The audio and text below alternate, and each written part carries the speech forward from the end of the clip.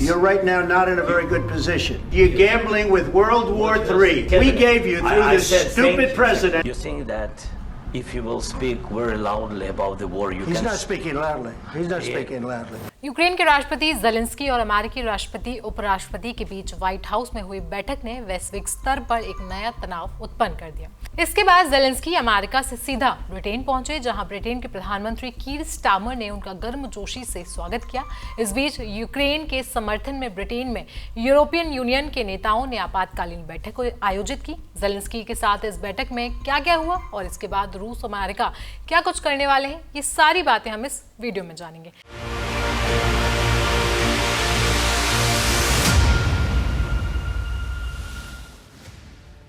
नमस्कार, मेरा नाम है आयुषी और आप देख रहे हैं जनसत्ता। ब्रिटिश प्रधानमंत्री कीर स्टारमर ने रविवार को लंदन में यूरोपीय नेताओं के साथ एक महत्वपूर्ण शिखर सम्मेलन आयोजित किया।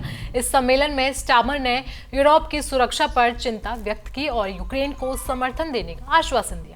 इस शिखर सम्मेलन का मुख्य उद्देश्य रूस यूक्रेन युद्ध और यूक्रेन के राष्ट्रपति ज़ेलेंस्की और अमेरिकी राष्ट्रपति डोनाल्ड ट्रंप के बीच हुई तीखी बहस के कारण उत्पन्न हुआ तनाव को कम करना था। ब्रिटिश पीएम ने बताया कि यूरोपीय नेताओं ने यूक्रेन में शांति बहाल करने के लिए एक पीस प्लान पर सहमति बनाई है, जिसे अमेरिका के समक्ष पेश किया जाएगा। इसके साथ ही ईयू नेताओं ने यूक्रेन की मदद के लिए डिफेंस खर्च बढ़ाने पर भी सहमति जताई। यूरोपियन यूनियन ने यूक्रेन को अपना समर्थन दिया है और ज़ेलेंस्की के समर्थन में भी सोशल मीडिया पर पोस्ट किया। अगर अमेरिका और रूस युद्ध से पीछे हटता है तो फिर यूक्रेन को बचाने की जिम्मेदारी यूरोप के कंधों पर होगी।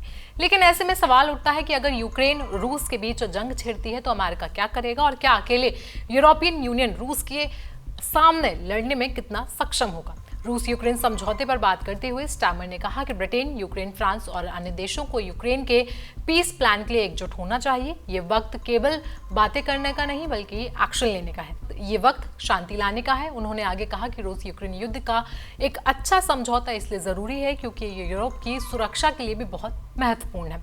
स्टारमर ने अतीत में हुई गलतियों को याद करते हुए कहा कि कमजोर समझौतों ने पुतिन को फिर से हमला करने का मौका दिया था। ऐसे में अमेरिकी राष्ट्रपति ट्रंप ने साफ कर दिया है कि अगर कोई जंग छिड़ती है तो अमेरिका इससे दूर रहेगा।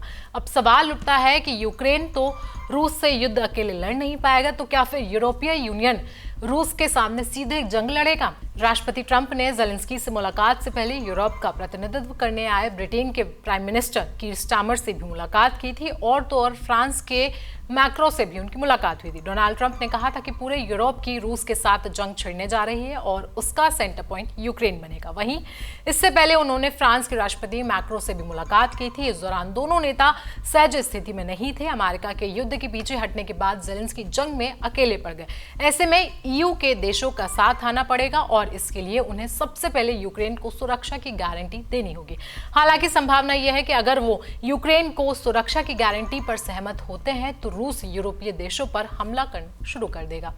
रूस कई मामलों में यूरोपियन यूनियन के देशों से काफी आगे है। यूरोपीय यूनियन के पास नियमित सैनिक 14 लाख है तो वहीं रूस के पास इसकी संख्या 15 लाख है। अगर ईयू के पास रिजर्व सैनिक 17 लाख हैं तो रूस के पास 25 लाख हैं। अगर हम परमाणु हथियारों की बात करें तो रूस के आगे इस समय कोई नहीं टिकता। ब्रिटेन, फ्रांस के पास 450 परमाणु वॉरहेड वार तैयार है तो वहीं रूस के पास अकेले 920 परमाणु वॉरहेड युद्ध के लिए हैं। ब्रिटेन और फ्रांस के पास 75 परमाणु हथियार रिजर्व हैं, जबकि रूस के पास 100 गुना ज्यादा यानी कि 7300 परमाणु हथियार हैं।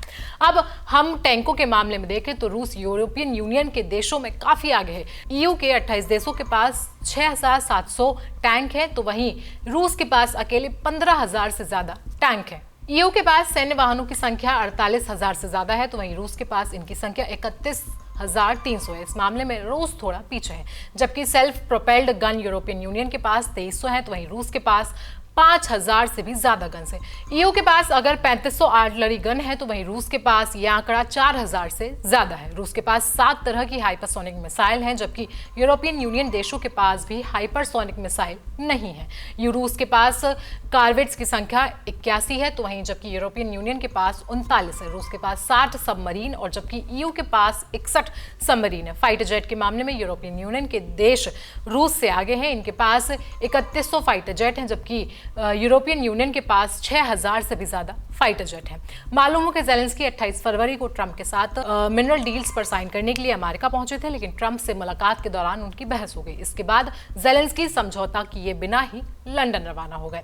ज़ेलेंस्की से जब पत्रकारों ने पूछा कि ट्रंप और वेंस से बहस के बाद अब इसे कैसे ठीक करेंगे, तो उन्होंने कहा कि अमेरिका और यूक्रेन के बीच रिश्ते जारी रहेंगे। ज़ेलेंस्की ने आगे कहा कि अगर यूक्रेन को अमेरिका से मदद मिलना बंद हो जाती है तो इसका फायदा सिर्फ और सिर्फ रूस को मिलने वाला है। तो यूरोपियन यूनियन में रूस और यूक्रेन को लेकर हुई इस पूरे बहस पर आपकी राय क्या है, हमें कमेंट सेक्शन में आप जरूर बताएं। साथ साथ देश दुनिया की बाकी खबरों के लिए आप बने रहें जनसत्ता के साथ।